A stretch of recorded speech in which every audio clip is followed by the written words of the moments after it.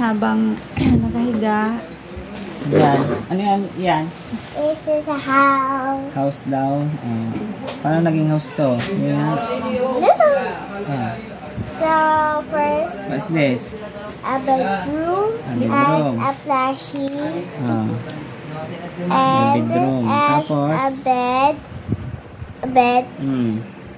and a dining room How about this? Ito.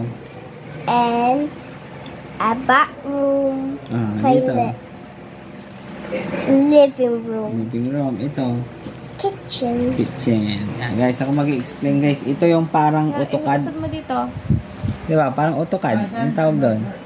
Yung parang diagram o layout ng isang bahay. So, isa tong 4x4 na bahay siguro. Tapos meron siyang isang kwarto, pintuan to. Yan, dahil sabi niya kwarto to eh. Tapos may daan siya, may pathway, may ang tawag dito katagan, division. Tapos papunta to ng pintuan ito, papuntang bathroom ulit. Tapos may dito, so sala ito. Sala. May upuan pa siya. May upuan pa. Tapos may division din para hindi makita yung pinto dito. Tapos, yan may sopa pa. Sopa yan Tapos may mesa na L. Yan. Tapos dito is a kitchen. So, straight din siya nasa gilid guys. Ito yung may blue. lutuan siya. Yan yung color. Ilalapit. Ayan. May fridge. Ganyan. Pa-straight yan guys. Imagine nyo. Oven. Parang ganyan.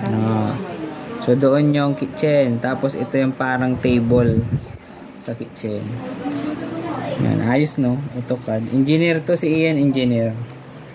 Someday. In God's will. In Jesus' name. Kwentuhan tayo. Yan ang inatupan niya. Gumagawa pala siya ng layout. Oo. Yung layout ng bahay, guys. Kanina, hindi ko na video yung ginawa niya kanina. Ano na yung ice cream? Ice cream house. Yung building ice cream building. Ganon. So may future siya engineer. Ang sa tingin niyo? Ilapit dito para makita Isip ka ko. na naisip mo. Sa imagination niya, guys. Teachers could scribe. Engineer siguro to, guys. Engineer. And teachers could Ayan yung sofa niya. Ayan, sofa. Kulang lang siya ng blocks kasi kukunti. Yan lang kasi. Bibili tayo ng marami pa. Future engineer. Doon Gian ka. Okeresa. Yan lang. Pakita kita sa video. Iyan, si Ian. Yan. Engineer ka na paglaki mo.